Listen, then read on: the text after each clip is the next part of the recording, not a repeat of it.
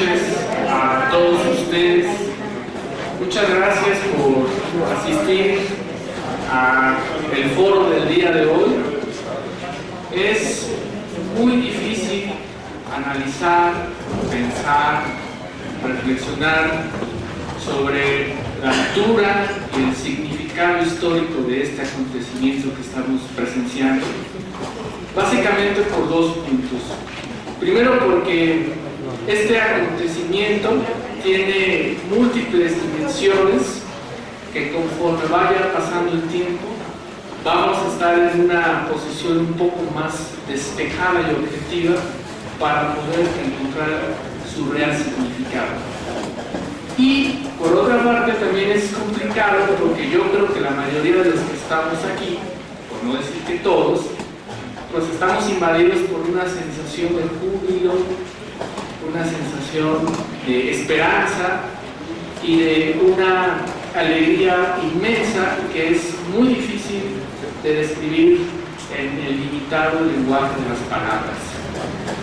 Y a bote pronto uno diría que este acontecimiento histórico, por ahora podemos decir que representa el fin de un modelo y de una fuerza política que desde 1982 a 2018 se había caracterizado por una política económica subordinada al mercado, por una noción de que lo privado era mejor que lo público y por una gran cercanía, por una gran debilidad hacia el cáncer que nos aqueja como país, que es la corrupción. Y este acontecimiento además está acompañado por dos ingredientes fundamentales, que se consiguió de manera pacífica, sin prácticamente se rompiera un solo vidrio, pero en un contexto en el cual, por desgracia, existen por lo menos 250,000 muertos, por lo menos 50,000 desaparecidos, por lo menos 34,000 desplazados. Y en ese contexto de violencia, nosotros decidimos apostar por la vía pacífica. Y el otro elemento es este binomio que todavía es muy difícil de comprender, pero que lo vimos con demasiado entusiasmo, con demasiada alegría, que es la comunión entre el liderazgo y toda esta masa que lo respaldó el triunfo con un 53%. Por lo menos, habría que ver si verdaderamente fue 53% o fue más, y que sin lugar a dudas nos deja en una condición inmejorable para poder hacer las profundas transformaciones sociales que nuestro pueblo requiere desde hace muchas décadas. Y bueno, pues este día histórico lo vamos a acompañar con la presencia de estos queridos amigos de todos nosotros. Comenzamos con el doctor Jaime Carrera. Gracias, espero que se escuche bien, si se escucha. Pues como siempre, me da un gran placer estar aquí. Felicidades a todas, a todos, felicidades, hemos ganado, ¿no?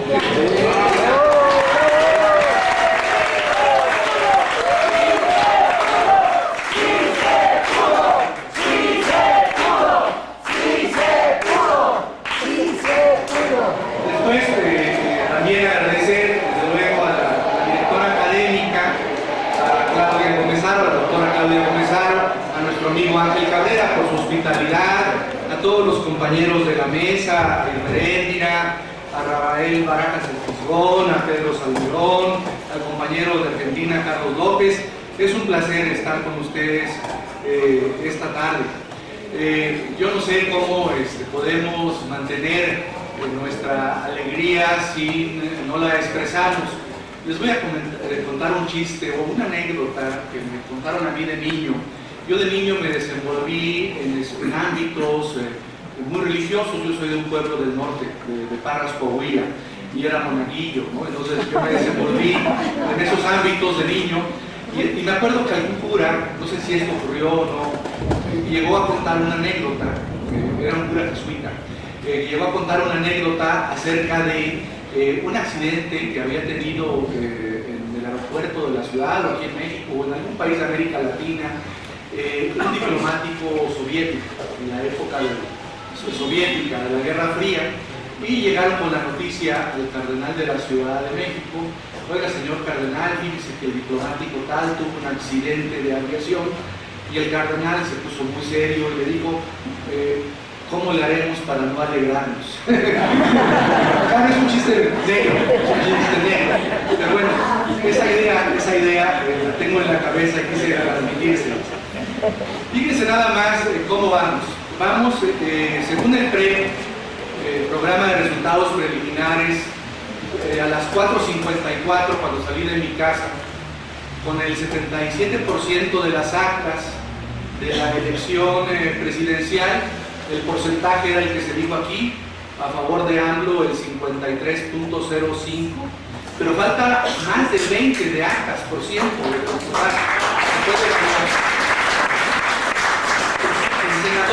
En senadores, apenas el PRE a las 5 de la tarde había registrado el 74.16 de las actas, y ya tenía la coalición nuestra, Juntos Haremos Historia, 32 senadores, de mayoría. Y respecto a los diputados, con el 74% de las actas computadas del PRE, llevábamos 220 diputados de mayoría.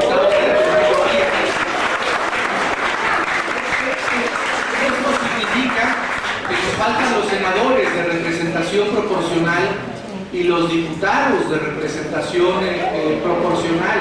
Es decir, seguramente vamos a tener mayoría absoluta en las dos cámaras. Esto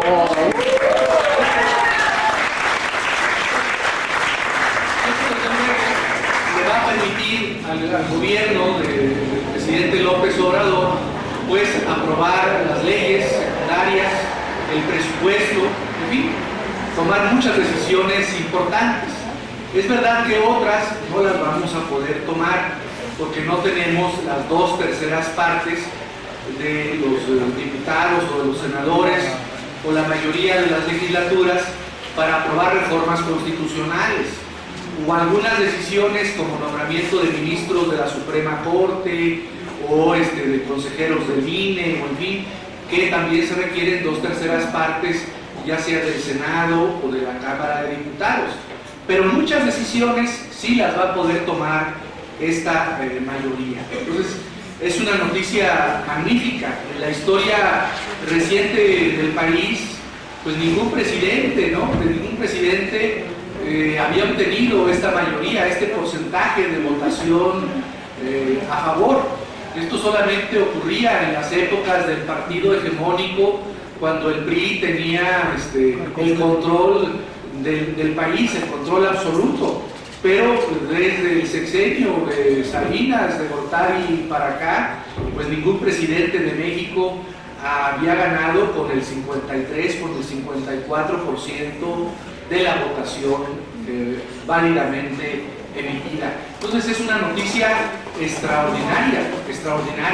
Y eso se debe a la labor de muchas personas como ustedes, de muchas ciudadanas, de muchos ciudadanos, de todo este pueblo que ha estado con Andrés Manuel durante tantos años, y antes también con la construcción histórica de los procesos políticos de nuestro país, de apertura desde los años 70, después en el 88, en fin, en oposición, en resistencia al modelo económico neoliberal, a ese modelo que nos ha oprimido, que nos ha dividido como sociedad, que ha provocado desigualdad. Quiero comentarles en los 10 minutos de tiempo, bueno, ya menos que me quedan, algunas condiciones del proceso, porque Andrés Manuel ha dicho cosas bien importantes. Desde luego que tenemos que lograr que el sistema electoral mexicano sea un sistema electoral democrático. No lo es. Y para esto se van a requerir algunos cambios legales, seguramente algunos constitucionales. Por ejemplo, tenemos que enfrentar este problema de la compra y coacción del voto. No puede ser que contemos o que digamos que vivimos en una incipiente democracia o en un sistema que quiere transformarse en democracia si el voto se compra, si el voto se vende.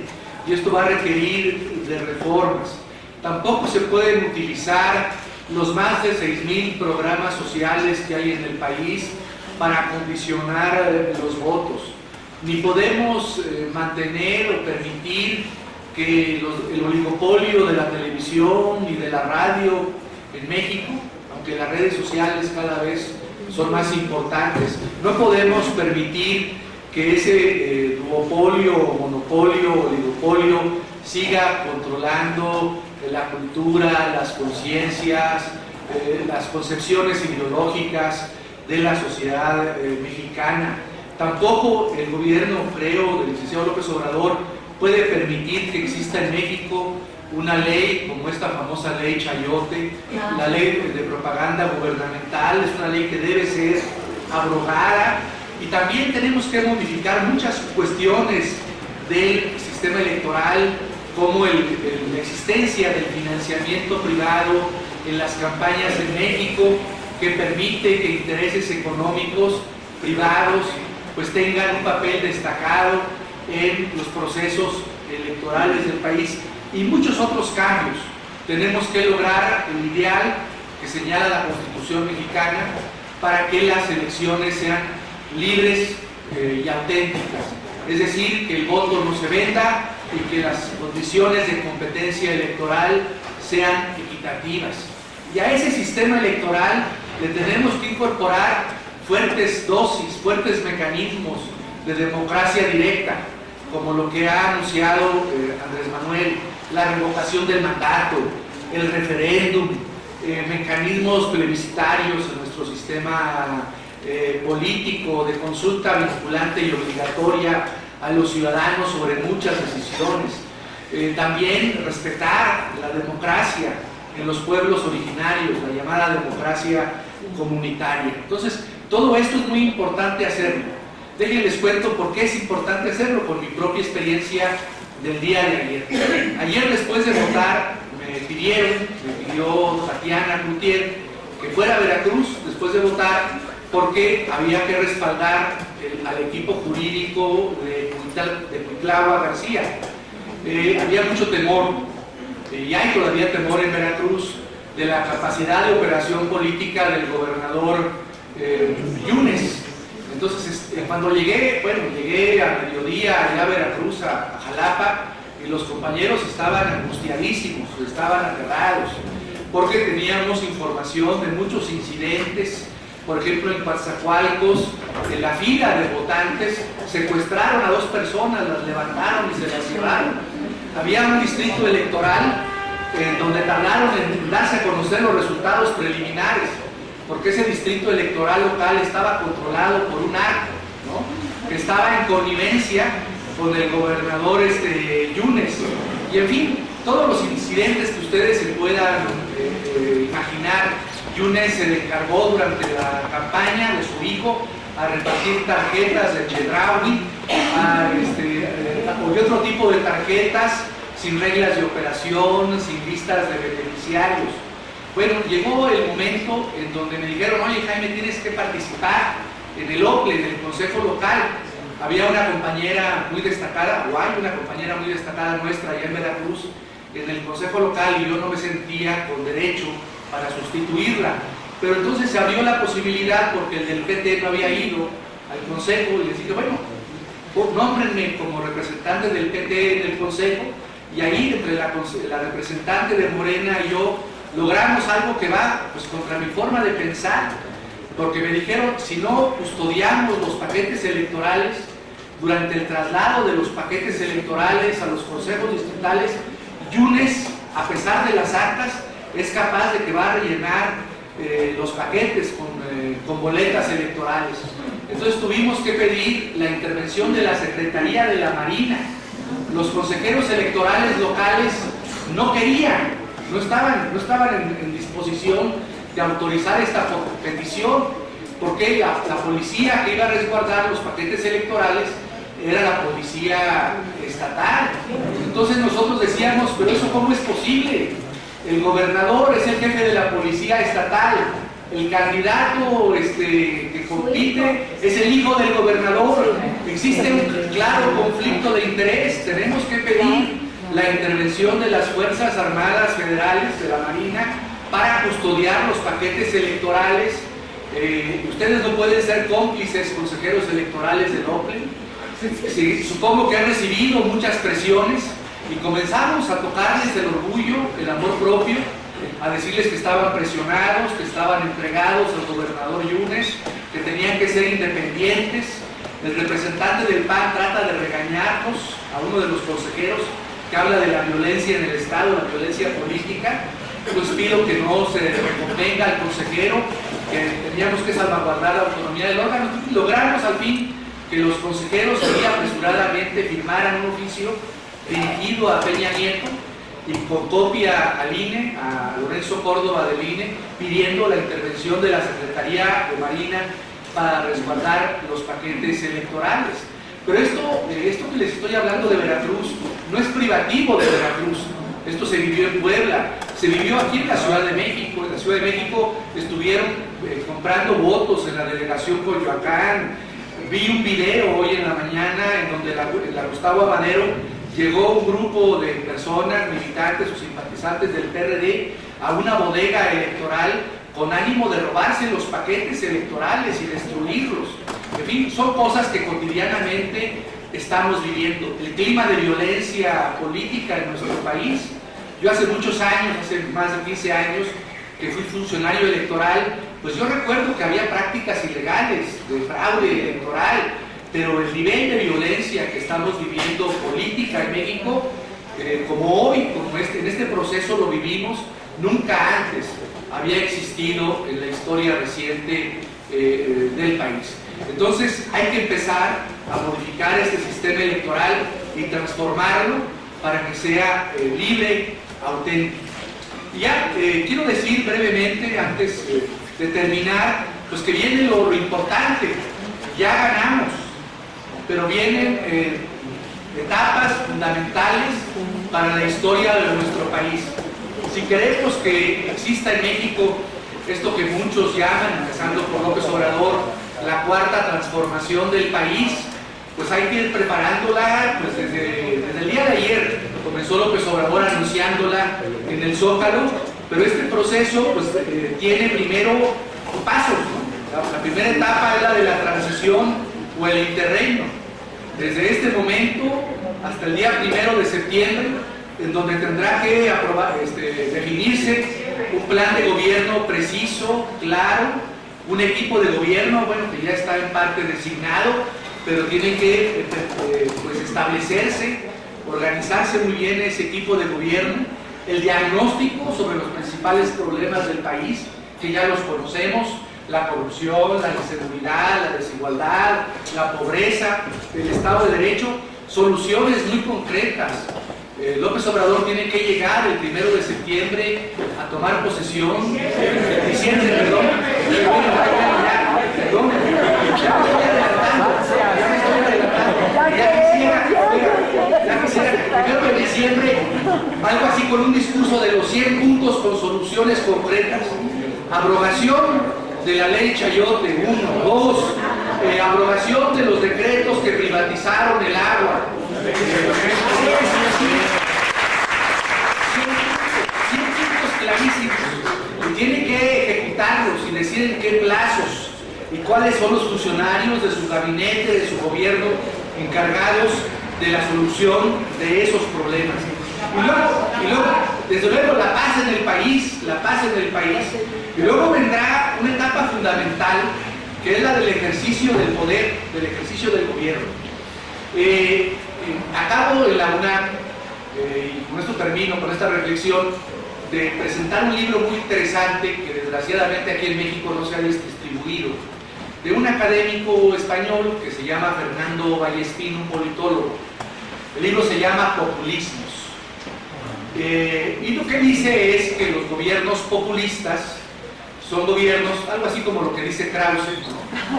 Dice, los gobiernos populistas llegan al poder a través de la democracia pero en el país, estando ya en el gobierno, destruyen la democracia.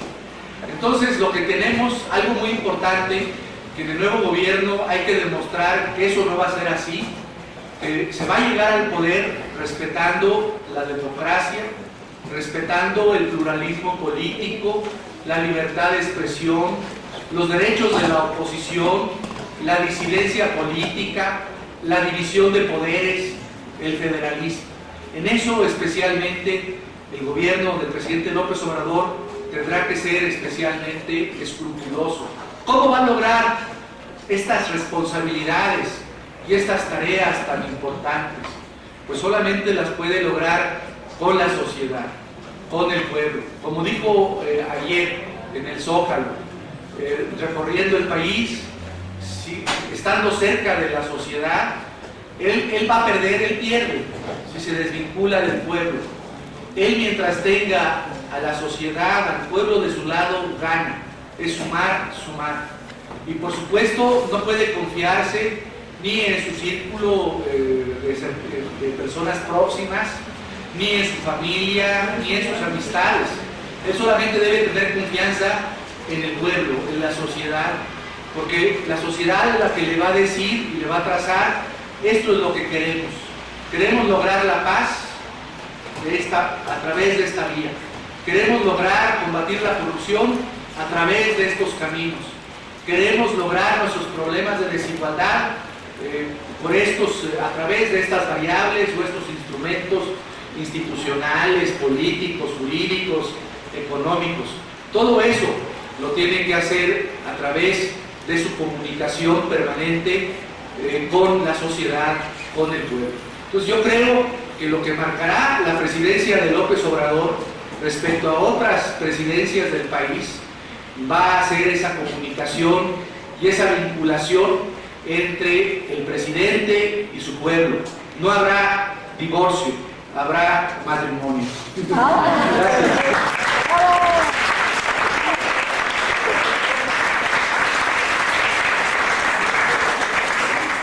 Gracias.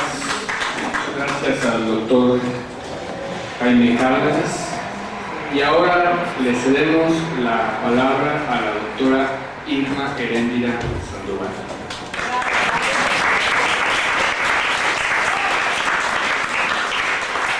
Muchas gracias, compañeros. Es un gran gusto, un placer enorme estar hoy en esta fiesta, en este júbilo nacional y colectivo que nos llena de alegría, que nos llena de esperanza verdadera por empezar esta tarea tan grande, este desafío tan enorme que tenemos frente a nosotros, todos los mexicanos, pero que nos tiene muy energetizados, precisamente porque estamos en un momento, yo diría, sin frenos, sin tapujos, un momento revolucionario.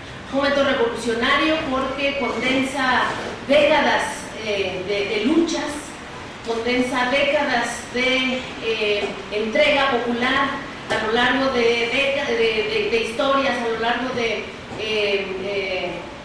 momentos en donde ustedes, los ciudadanos, como bien lo comentó el doctor Cárdenas, han estado al frente desde siempre. Estas décadas de luchas, estas entregas, estas gestas históricas que pues para nosotros estamos casi que acostumbrados, nuestra historia nos tiene bien acostumbrados a esta entrega, a este estoicismo, a esta resistencia de nuestra patria y de nuestros compatriotas.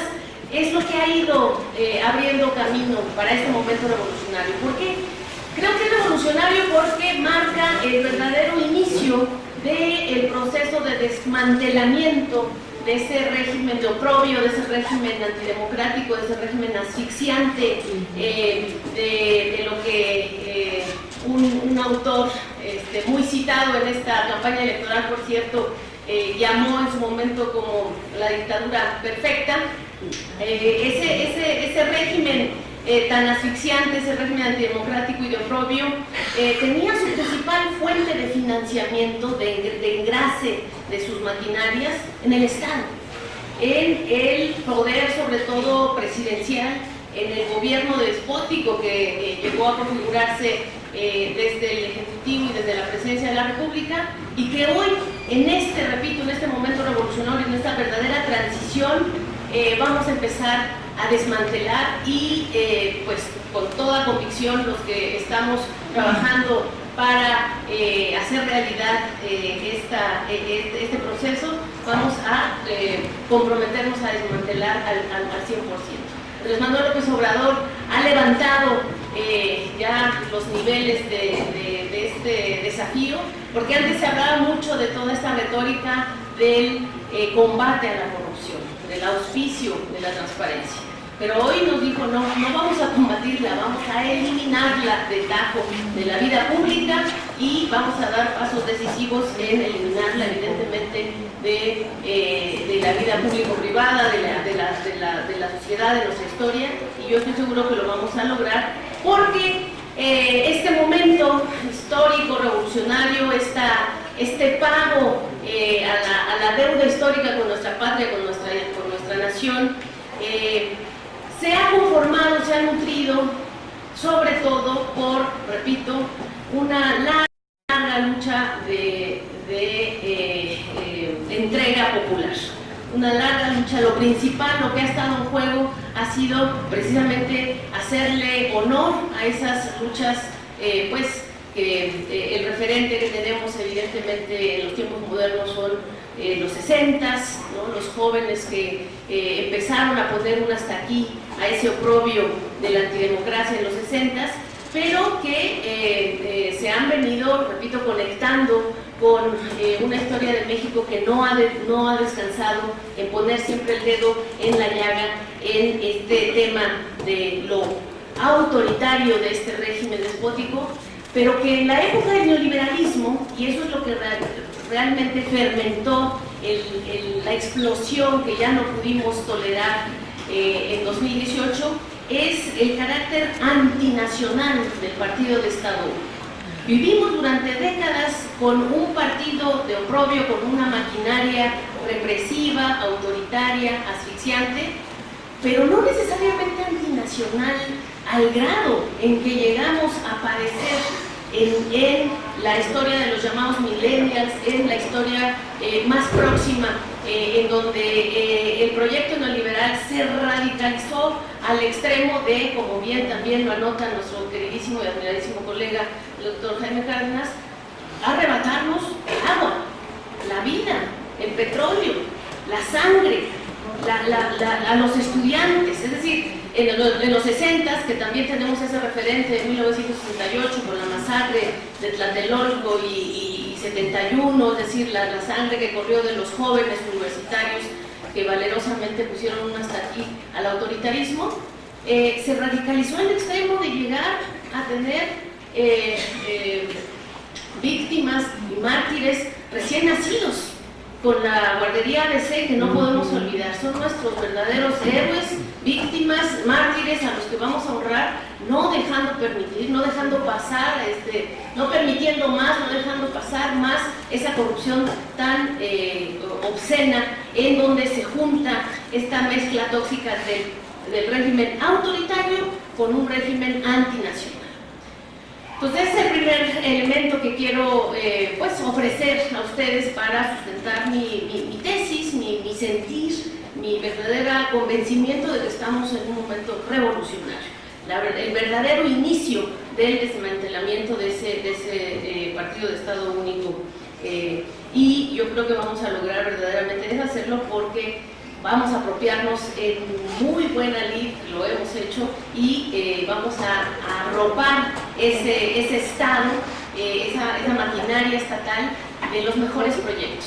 Los mejores proyectos que vendrán de la participación ciudadana de ustedes. Este proceso que hemos tenido de construcción del proyecto 18 se ha nutrido fundamentalmente de las propuestas de la ciudadanía, y así vamos a seguir en esta gran tarea de hacer nuestros proyectos iniciales. Las 100 primeras acciones que tomaremos desde la Secretaría de la Función Pública ha estado trabajándose constantemente de la mano de la ciudadanía. Vamos a ciudadanizar. Las más recientes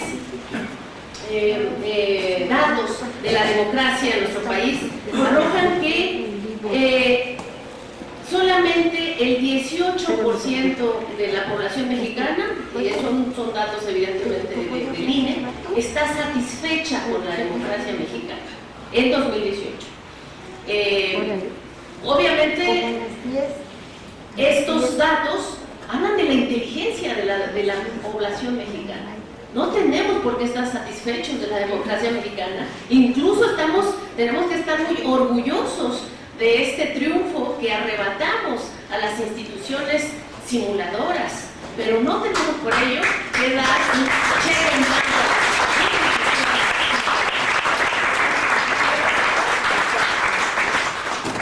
Hay que tener presente que todavía estuvieron vigentes mecanismos defraudadores, mecanismos de represión inclusive, ¿no? También tenemos que honrar a nuestros caídos, a nuestros compañeros candidatos de Morena caídos en esta última campaña.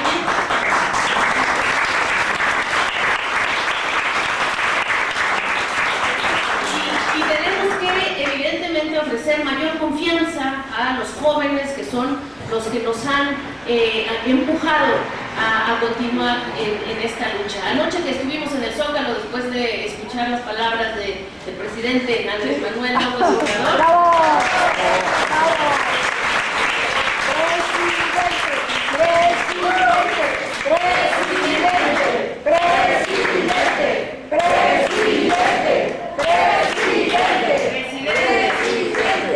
íbamos caminando hacia allá y nos daba tanto gusto ver que la mayor parte de la gente que estaba acompañándonos al Zócalo eran jóvenes con una gran energía, con un gran amor, pidiendo lo imposible, que tuviéramos confianza en ellos y que ellos estuvieran guiando esta nueva transformación, esta nueva revolución, y yo creo que no vamos a defraudarlos.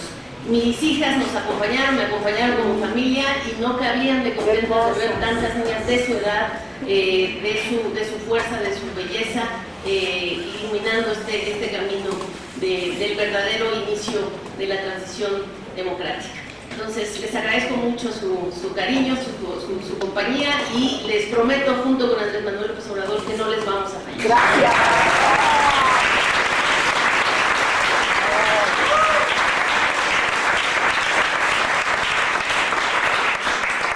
Muchas gracias a la doctora Irma Heréndira. Y ahora cedemos la palabra al doctor Pedro Salmerón.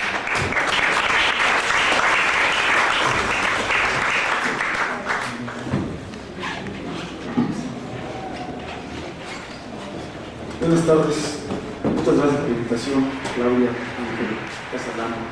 Gracias a ustedes, el privilegio de estar aquí con la gente con la que estoy. No se oye, no se oye. Bueno, muchas gracias. Sí. El 15 de enero de 1915, el general Manuel Palafox tomó posesión como secretario de Agricultura de la Soberana Comisión Revolucionaria. Saliendo de la toma de posesión del Palacio de Donceles, donde se sesionaba la convención, lo entrevistan los periodistas y le preguntan: oiga general, ¿va usted a estudiar el problema agrario?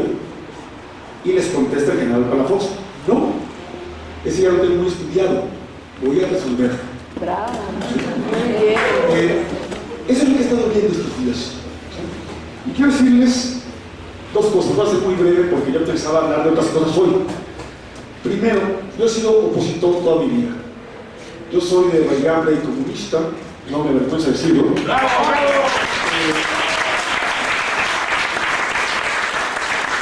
De alguna manera sigo siéndolo, pero gracias a mis maestros, como Jesús, como Rafael, como Ángel, he aprendido a luchar por lo posible, por lo que se puede, y estoy aquí por primera vez con un gobierno al que me puedo sumar o al que puedo apoyar, después de 46 años de vida de ser opositor.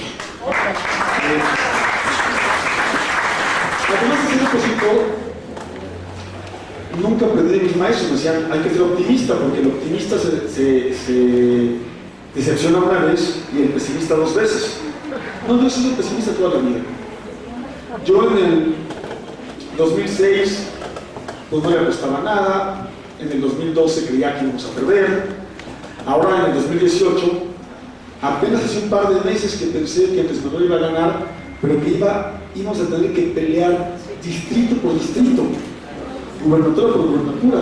Yo trabajé mucho en Guanajuato y en Veracruz y yo pensé que Cuitláhuac no ganaba, ¿sí? Y pensé que había que pelear cada distrito, ¿sí? Eso es lo que yo pensaba antier yo pensaba, Andrés ya ganó, pero ahora hay que pelear cada distrito. Y entonces cuando me invitan, cuando mi colega Víctor Iván me invita a participar en esta mesa, dije, pues vamos a hablar de cuáles son los distritos, cuáles son los estados, qué pasa con Cuitláhuac, qué pasa. Y de pronto amanezco hoy, bueno, no amanezco hoy, ya desde anoche, dijimos a Zócalo, de verdad no me podía creer. Sí. Era increíble, ¿no? O sea, y empiezo a sumar números, y luego, por ejemplo, tenemos 221 diputados de mayoría, 54 senadores de mayoría, ¿sí?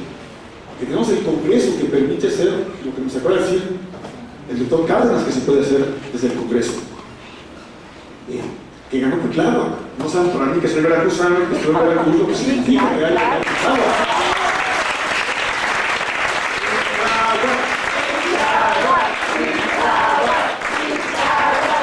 Porque también sabía que iba a ganar Claudia, pero no que íbamos a tener la mayoría en el Congreso, ¿no?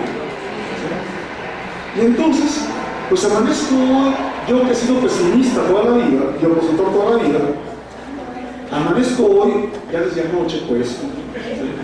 Hoy solo interrumpí, debo confesarlo, porque soy pambolero de educación, solo interrumpí 2 horas mi ejercicio de revisar el PRE, de leer números, ¿sí? Son las 2 horas en las que, bueno, no se puede todo, perdimos frente a Brasil. Solo interrumpí 2 horas del ejercicio y creí que hoy estaría hablando del escamoteo de este distrito, de aquel distrito, de este estado, de aquella gubernatura, de esta alcaldía. Y sí hay que hacerlo, ¿no? Falta Puebla, falta Michoacán, hay cosas que hay que pelear todavía, ¿sí? Nos esperan cosas, ¿sí? Pero solo voy a hacer una cosa. Felicidades.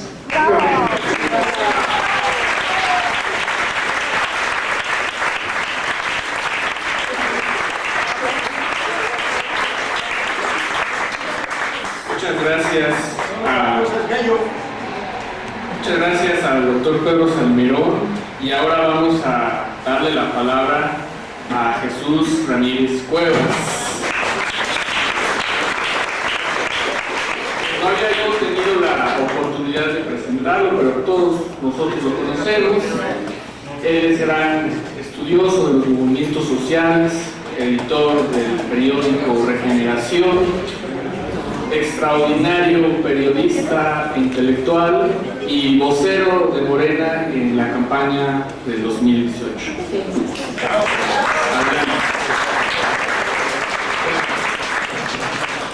¿Se oye? Sí, se oye. Bueno, yo creo que toda generación piensa, sueña con ver un momento de realización, y eso es lo que estamos presenciando.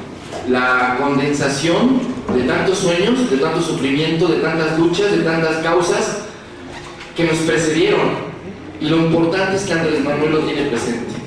Andrés Manuel trajo al presente el movimiento 168, trajo al presente el movimiento campesino, el movimiento indígena, la lucha por los derechos humanos, la lucha contra las víctimas, y creo que, bueno, digamos, por la reivindicación de las víctimas, pero también contra la violencia y contra este modelo de desigualdad y depredación. Hoy hablaba con Paco Ignacio Taibo y decía, bueno, nos amanecimos en otra vida a la que no estamos acostumbrados. Nosotros que somos partidarios de las causas perdidas, de repente ganamos. ¿Y ahora qué hacemos? ¿Cómo nos debemos sentir? Nos debemos sentir muy festivos, muy alegres, muy conscientes de lo que está pasando. Estamos presenciando un momento histórico, pero la historia la está escribiendo el pueblo.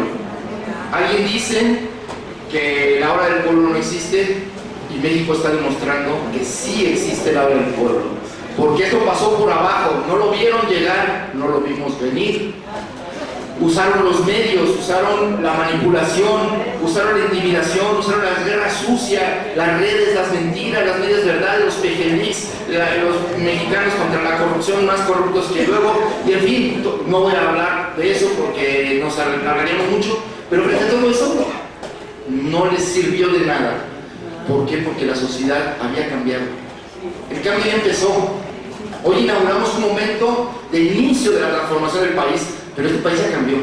Y lo demostró la sociedad mexicana. O sea, había testimonios de ayer de 80% de funcionarios de casilla en algunas regiones del país que no aceptaron comprarse, no aceptaron venderse, no aceptaron renunciar a su puesto, de su responsabilidad contra los votos.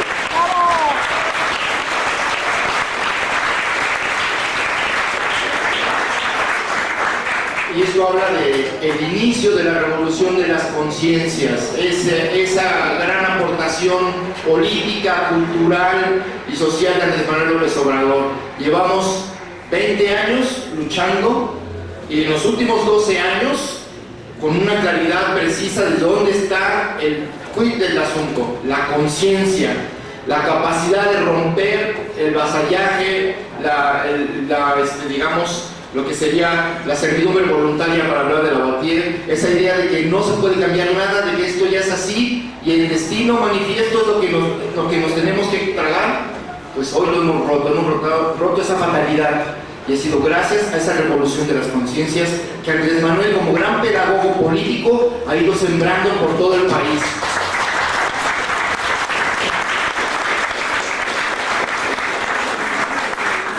Y creo que tenemos que ver con claridad en qué momento estamos viviendo. Estamos viviendo un momento de revolución, porque hubo una insurrección ciudadana que rechazó todo eso y logró validar la democracia. Esa desconfianza, ciudadanos tan desconfiados de la democracia, finalmente decidieron que la vía democrática era posible si somos mayoría. Con la fuerza del número estamos logrando este cambio histórico. Pero ahora tenemos que reflexionar sobre el significado de la democracia y del cambio. El cambio va a ser tan profundo como el pueblo quiera. Y este país será tan democrático como queramos los mexicanos, porque ahora ya nos creímos la democracia y la vamos a ejercer. Y esto no es un cheque en blanco. Ojo a Morena, ojo a Andrés Manuel, ojo al Congreso, porque tenemos un pueblo activo, vigilante, que no vamos a dejar y acercar nuestro derecho que estamos ganando y lo estamos conquistando por la vía pacífica. Y esa es la idea y es el momento de la organización. Y esos comités de Morena que sirvieron para lograr el triunfo electoral, ahora tienen que convertirse en comités de organización y vigilancia para gobernar. Necesitamos ir a una revolución democrática permanente, a la democratización de todos los espacios del país. Todavía tenemos una agenda pendiente, la lucha contra la desigualdad, la lucha contra un modelo económico que nos subyuga y que nos esclaviza. Tenemos que cambiar el paradigma del mercado como lo tenemos. Ni dictadura de Estado, y lo decimos claramente, pero tampoco dictadura del mercado. Y ese es el mensaje que está lanzando el pueblo de México a sí mismo, pero también al mundo. Y por eso es una gran esperanza hoy en América Latina y en América Latina. O sea, pensar que puede haber alternativas y que hay un camino para hacerlo. Y hoy, con la contundencia de este cambio pacífico, estamos haciendo historia. Realmente estamos haciendo historia porque estamos mandando un mensaje de que esto sí es posible. Frente a la destrucción de los derechos que está habiendo en el mundo, el pueblo de México reivindica, otra vez se pone en la vanguardia en el siglo XXI como lo hizo en el siglo XX, y estamos construyendo nuevos derechos y nuevas realidades políticas. Entonces, la cuarta transformación se trata justo de eso, de un cambio arriba en las instituciones, en las leyes, en el proceder del Estado para representar la voluntad colectiva, pero también un cambio abajo, en la cultura, en nuestras relaciones. Necesitamos una revolución democrática, una revolución comunitaria, donde la democracia comunitaria rompa el nicho solo de las comunidades indígenas y construyamos una democracia comunitaria como hoy nos abre la puerta en los barrios, en las colonias, en las ciudades, en los espacios urbanos. Y creo, y ya voy a terminar con eso, ese es el gran reto. Necesitamos democratizar todo el país y eso apenas comienza. Esta tarea es una tarea colectiva, ya lo ha señalado Andrés Manuel, no es una tarea de un solo hombre, es la tarea de un pueblo.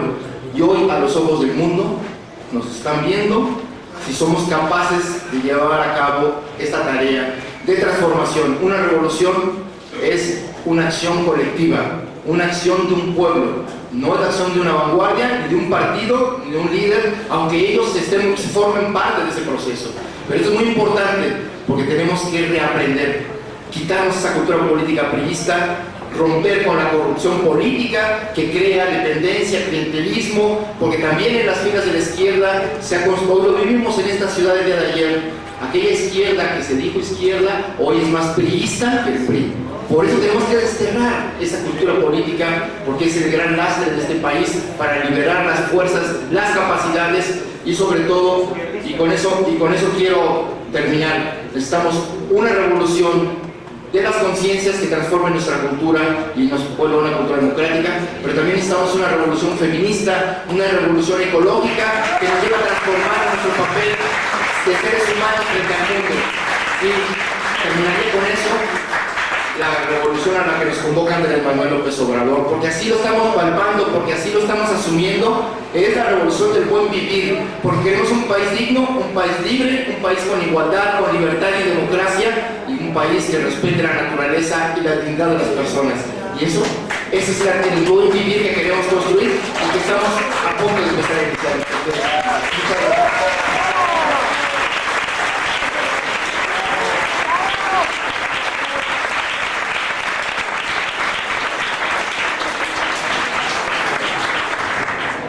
Muchas gracias.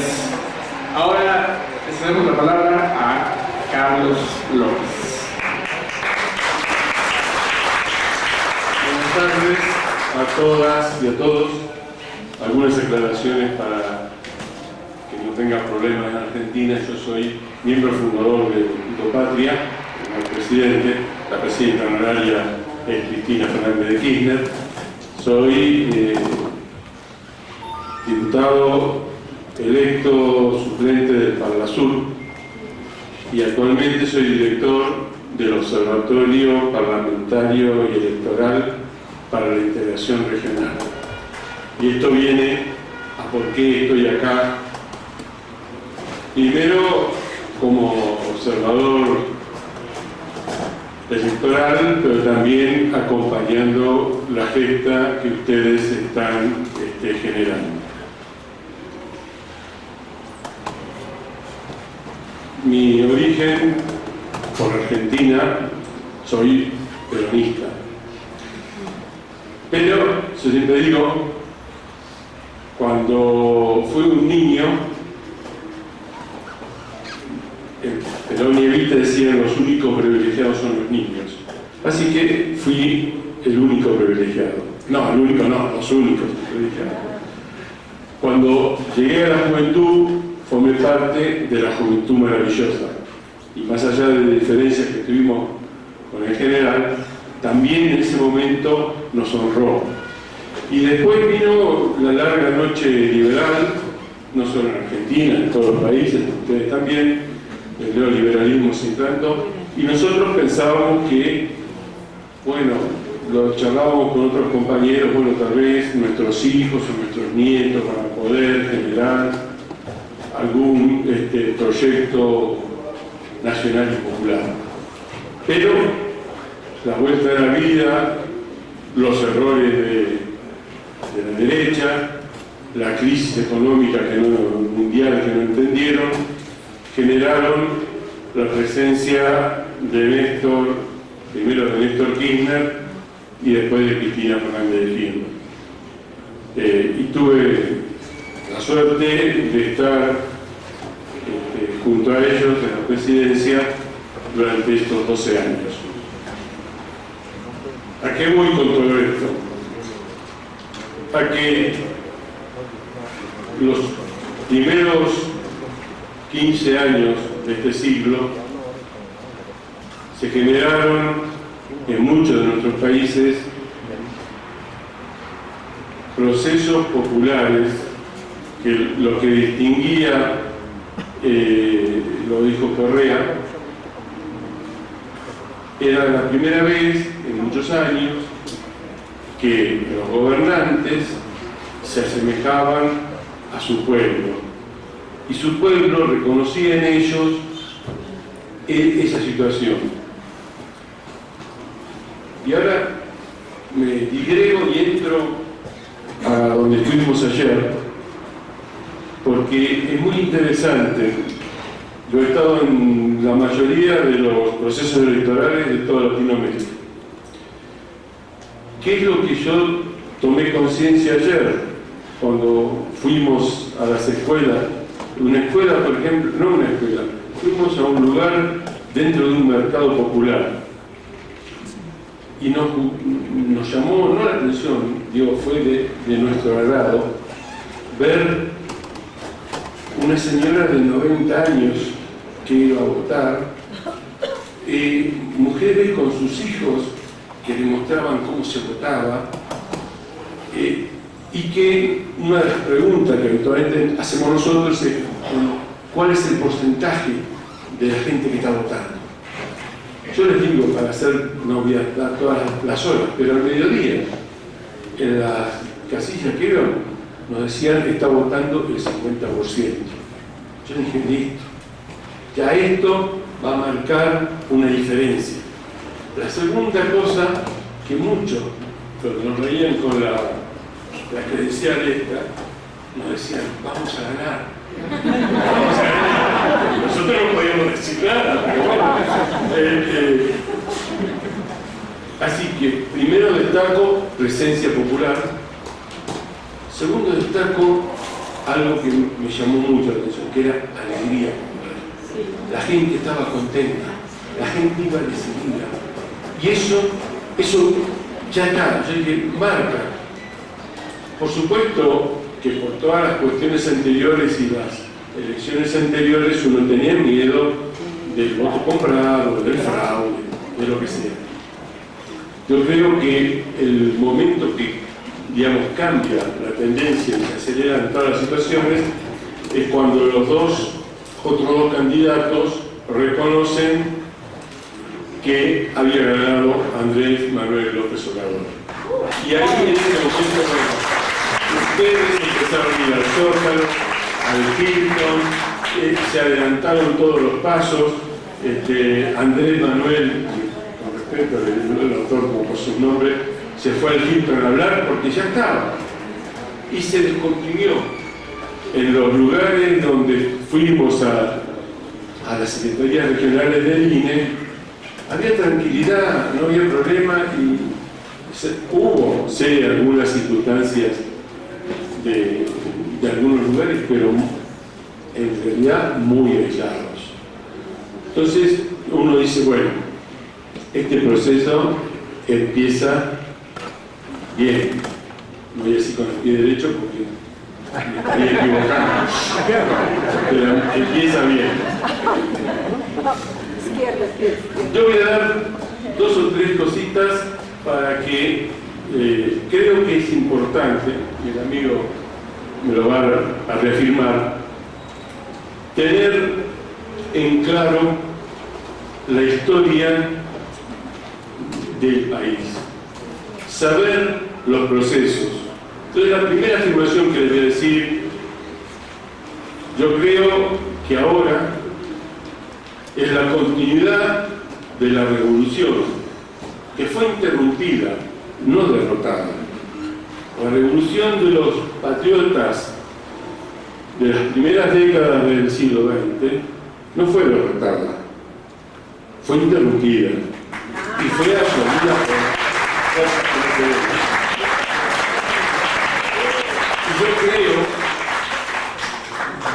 que López Obrador tiene la responsabilidad y el desafío de continuar esa revolución de los padres de su patria para seguir continuando por un camino del buen vivir.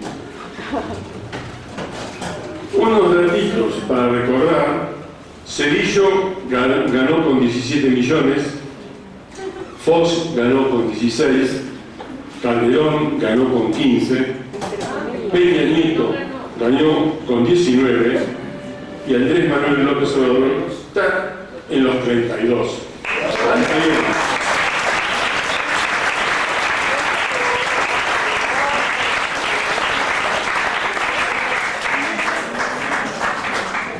para mí, compañera presidenta, el día 29 de junio escribió en un Twitter: este domingo, elecciones presidenciales en México, Andrés Manuel López Obrador es una esperanza, no solo para México, sino para toda la región.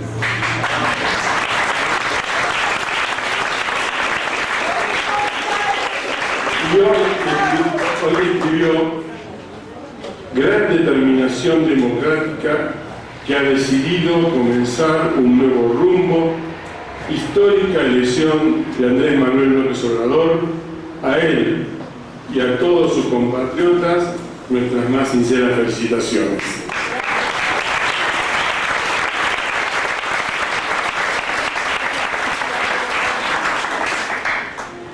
Yo creo que la clave, bueno, otra digresión, me gusta ir haciendo digresión. La verdad que asumir el 1 de diciembre es un tiempo muy largo. Y entonces, bueno, yo sé que antes, bueno, era lo normal porque se sucedían amistosamente las cosas y entonces, bueno, no había problema. Pero yo creo que estos 5 meses, sí, hasta el 1 de diciembre, es mucho tiempo. Por eso me pareció muy prudente. Disculpe si hago algunas apreciaciones de la política de ustedes, no es intromisión, es acompañamiento de la patria grande. Me pareció interesante el no decir muchas cosas, es decir, decir cosas precisas, cosas sólidas, pero no creo que hoy es el momento para decir voy a hacer esto, esto y esto. Yo creo que hay que esperar a ejercer el poder para poder empezar a producirlo. Porque si no ustedes saben la reacción, la derecha, los países dominados por cuestiones imperiales,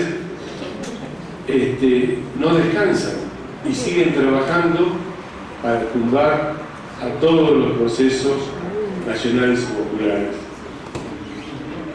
Por eso yo creo que López Obrador tiene que repensar, o no mejor dicho repensar, pensar la refundación de la República. Generar normativas blindadas. ¿A qué me refiero con esto? El caso ahora es Ecuador, el caso es Argentina. Nosotros, con los gobiernos de Néstor y Cristina, dimos muchos derechos nuevos, reafirmamos, logramos traer al Estado muchas empresas que estaban con el gran capital. Y pensábamos que eso que habíamos logrado no se iba a modificar. Y la actual administración de mi país, a los 15 días hizo cosas brutales. No le importó lo que hacían y cambió muchas cosas. Por lo tanto, nosotros estamos pensando, no por ahora, estamos pensando, generando la idea de hacer una nueva constitución donde podamos blindar normas en favor del pueblo. Y yo creo que ese desafío lo tienen todos los países de la región. Creo correcto lo que plantearon otros antes que me precedieron el uso de la palabra, el hecho de la construcción de poder popular. Creo que el eje fundamental no de las acciones de gobierno que haga López Obrador, sino de las políticas que él genere, sean de construcción del poder popular. Yo alabo que López Obrador haya hecho alianzas con otros sectores que, por ser alianzas, obviamente se tienen diferencias, o si no, serían la misma fuerza.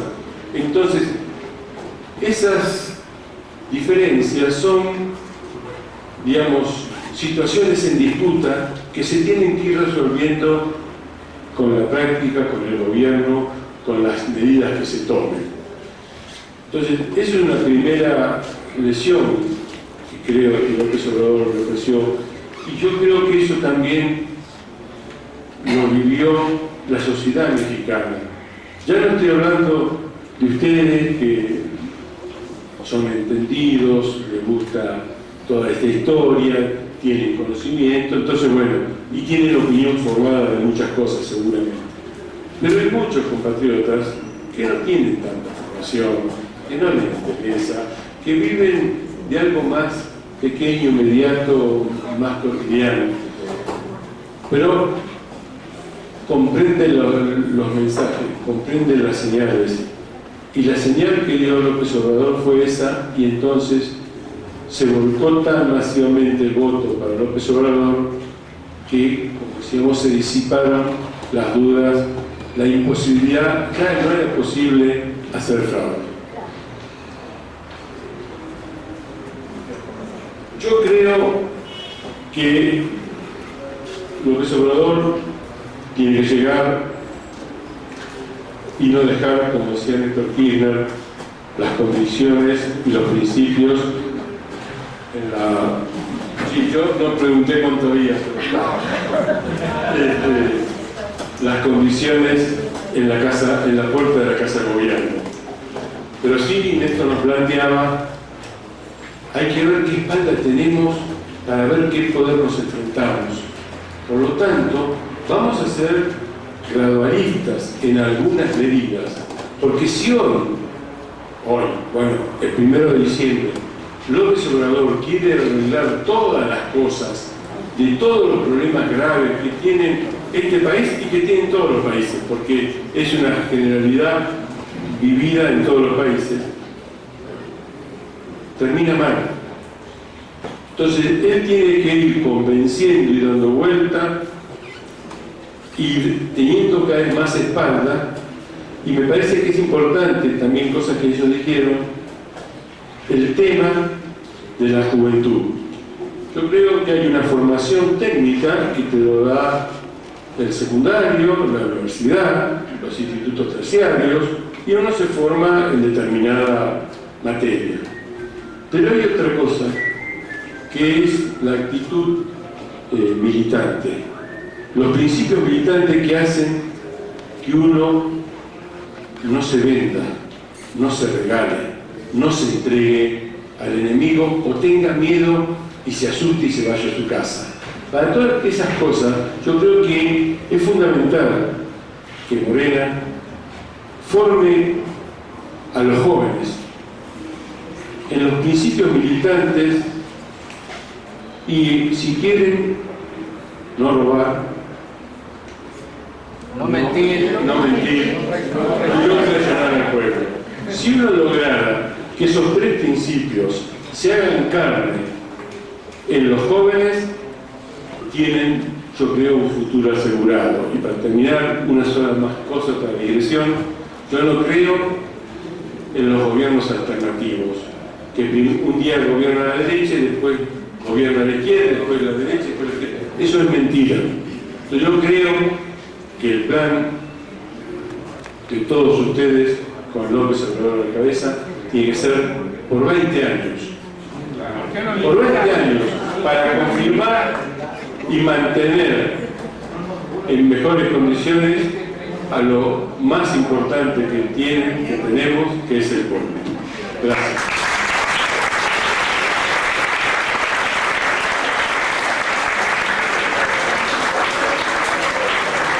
Muchas gracias a Carlos López por esta exposición, y ahora le cedemos la palabra a Elvis Gómez.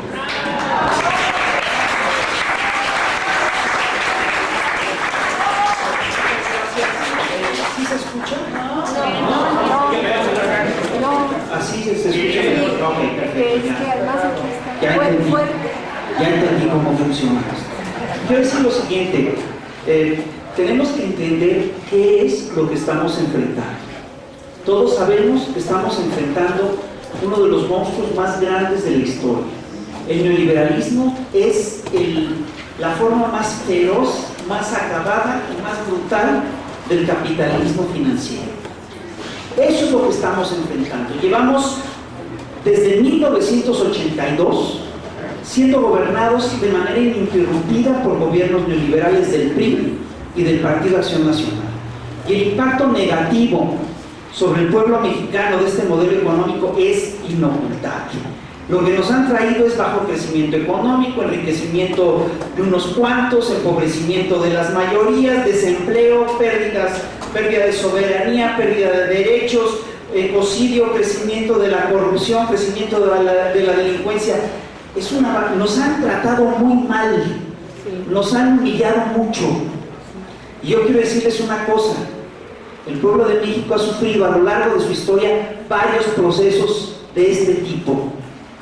Nos suelen tratar mal, pero quiero decirles algo: el pueblo de México merece mucho pinche respeto.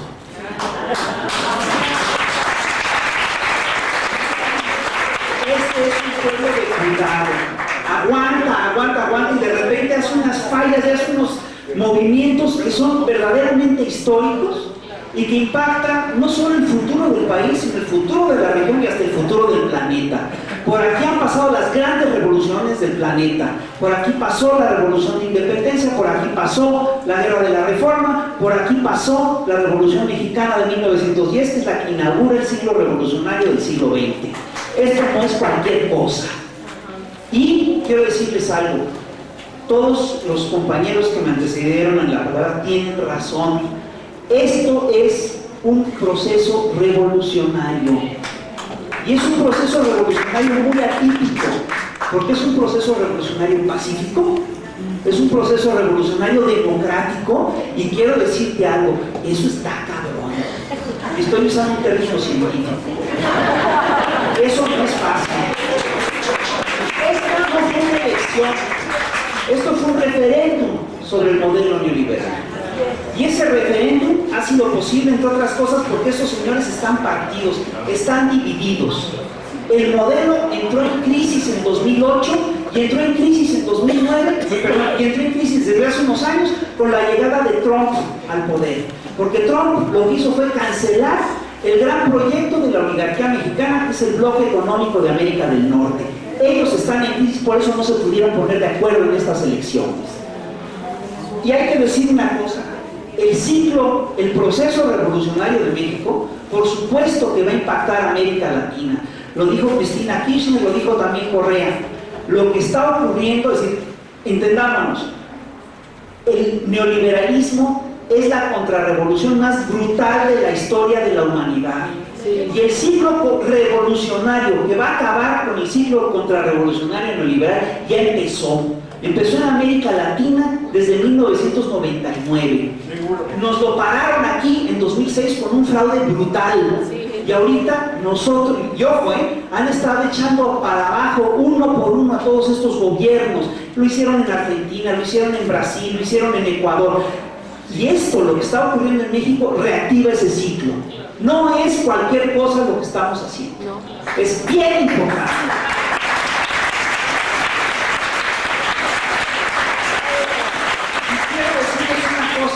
Que a mí me llama mucho la atención.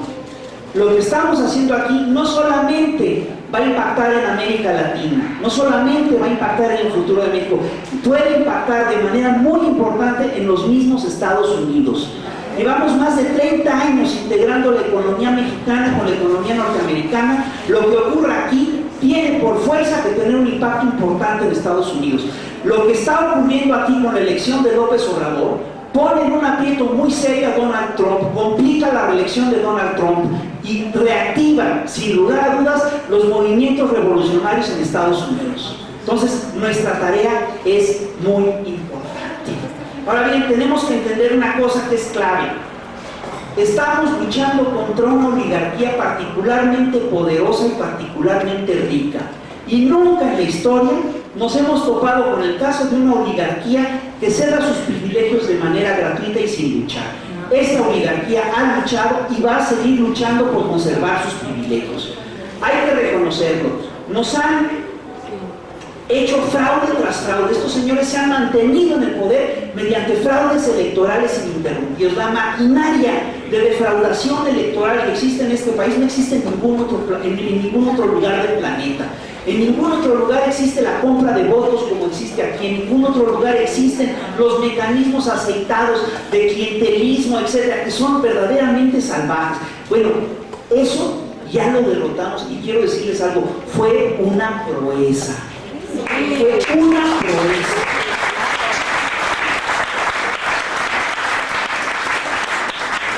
Lo que tuvimos que remontar fue brutal, fue una guerra sucia implacable de meses. Fue un aparato de dinero echado a andar, pero a todo lo que da. Fue un discurso ideológico implacable y consistente. Y sin embargo, lo que es curioso es que todas... y ojo, y un instituto electoral totalmente complaciente. Yo no recuerdo, no conozco ningún otro país del planeta en el cual la compra de votos no sea penalizada. Y esto ocurre aquí en el INE, es una cosa increíble. Y ojo, antes estaba penalizada, pero por la presión de los partidos ya la hicieron, ya la legalizaron. Es una cosa brutal lo que estamos enfrentando. Ahora, tenemos que verificar lo siguiente, y esto es bien importante. Andrés ganó las elecciones por knockout en el primer round.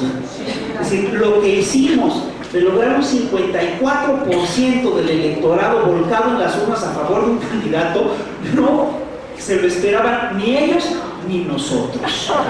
Seamos honestos. Yo estaba convencido de que nos iban a poder hacer fraude y que iban a poder lograr hacer el fraude, y no pudieron. Y ellos se quedaron pasmados ante la presión, porque lo que estamos viviendo es una insurrección. Esto no es una simple elección, fue un referéndum sobre el modelo neoliberal, fue el último referéndum posible sobre el modelo neoliberal, porque les quiero decir una cosa, si nos hubieran hecho fraude en esta mesa, no estaríamos hablando de lo que vamos a hacer en diciembre, estaríamos hablando de cómo chingados sacamos a patadas mañana de Los Pinos. Era la última oportunidad que tenían para dejar que teníamos nosotros para una transición pacífica, y la consolidamos y no nos la pudieron impedir, nos la pellizcaron. Quiero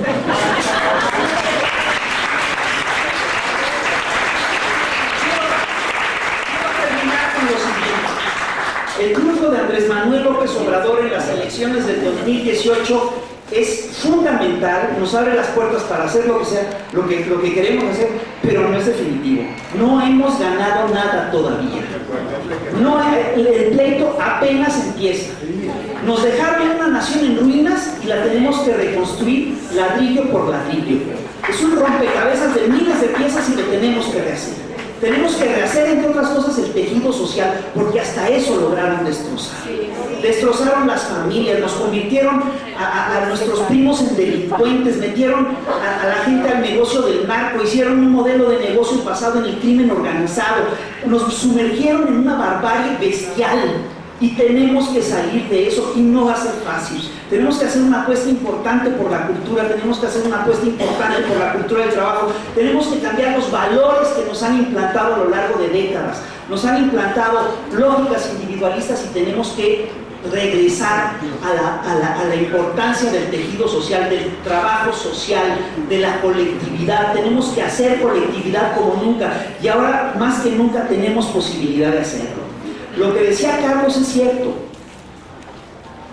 Estamos en un momento muy delicado y vamos a atravesar un momento muy difícil. 5 meses son muchos para un periodo de transición. Quiero recordarles, tenemos un antecedente de este proceso. Lo mismo ocurrió con Francisco I. Madero en 1911. Francisco I. Madero logra el triunfo en Ciudad Juárez, firma los tratados de Ciudad Juárez y se abre un periodo de dualidad de poderes que dura 5 o 6 meses. Y en ese periodo de 5 o 6 meses lo deshicieron. Y lo que vamos a ver, lo que van a hacer estos señores, ya lo empezamos a ver en la televisión desde el día de ayer. Es una embestida en forma contra Andrés Manuel y contra el movimiento. Es una embestida clasista, es una embestida inclemente y es una embestida en forma. necesitan desacreditarlo en 5 meses. ¿Saben qué?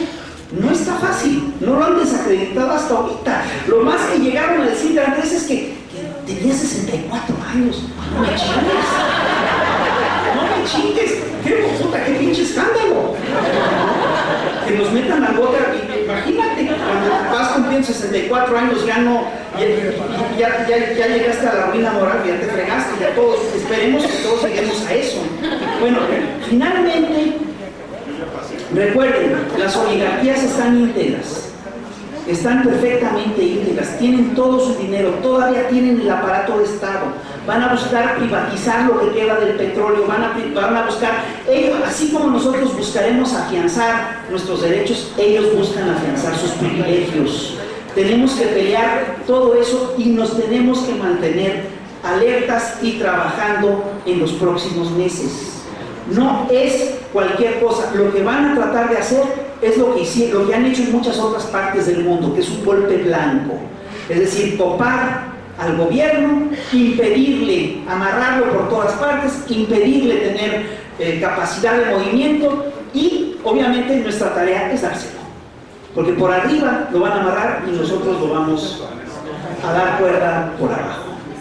Llevamos meses, años, gritándole a Andrés Manuel que no está solo. Pues ahora es cuando más tenemos que estar con él.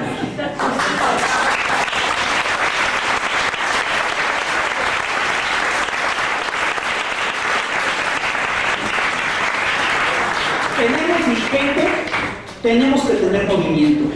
Si no logramos hacer un movimiento para sostener esto, estamos fritos, ¿eh? Así es que a trabajar, huevones.